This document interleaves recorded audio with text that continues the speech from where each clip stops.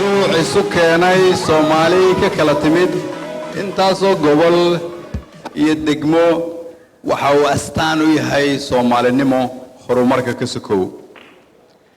qaybaha uu mashruucani ahmiyadda maalgelineed ee gaarka ah siinayana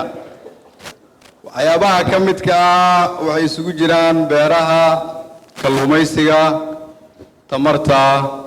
iyo tiknoolajiyada faa'iidooyinka gaarka ah ee mashruucani dalka iyo dhalinyarada u leeyahay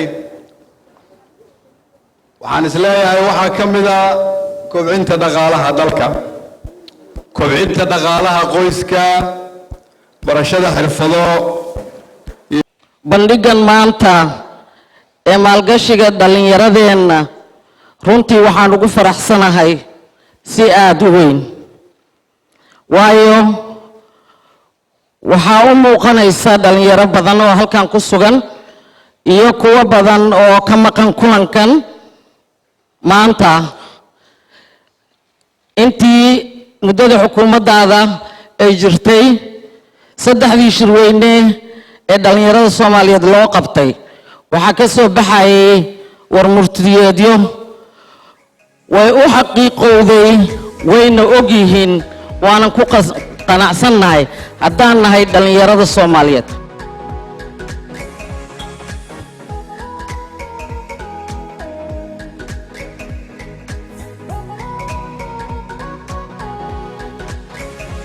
بسم الله الرحمن الرحيم مجاعي عبد محمد عمي وحان كسعودة بنك ABS وحان كسر قليل برنيك المالجينتا بنيان الصومالي بس وبناي مشروعا وحان اسكا شناي ABS بانكين وجيل USA مشروعا وحان يترجع بنيان الصوماليات المالجين بس وبيو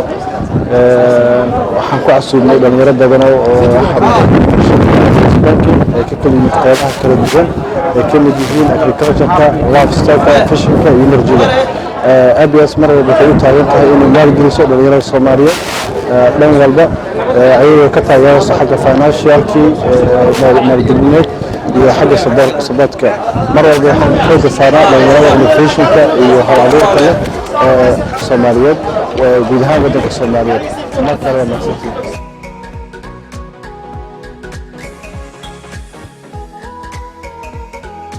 بسم الله الرحمن الرحيم أنا حاني عبد العزيز نور waxaan ka shaqeeyaa kalluunka ganacsigiisa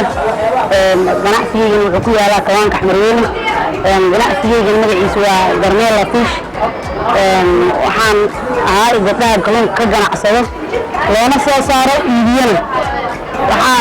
markaas sidaas aageed anigoo ah ganacsigayga gaabiyey aan wareystay bangiga IBS in ay maalgeliso wayna ii soo ka gashay way maalgelisay wayna ku mahadsantahay ganacsiga ay maalgelisay in badan ayaan ka faa'iiday waxaan ugu baaqayaa dhalinyarada sidoo kaleeta inay raadsadaan una tagaan una bandhigaan ganacsigooda xirfadooda shaqada si looga caawiyo loona maalgeliyo